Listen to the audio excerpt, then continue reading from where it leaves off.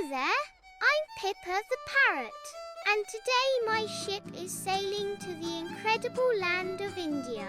I've just arrived. India is warm and sunny, perfect for adventure and full of friendly faces. Look at that Bengal tiger, so majestic and calm in the jungle.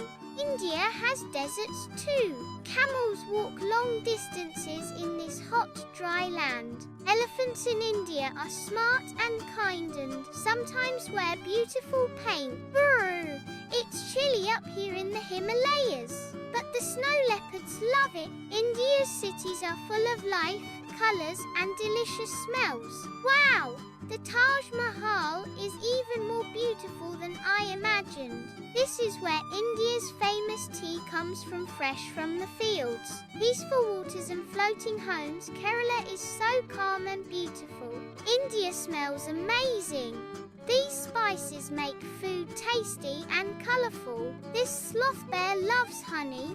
India's forests are full of surprises. Holi is a festival of colours and joy. I've never felt so bright and happy. What a journey! I've learned so much about India. I can't wait to explore more.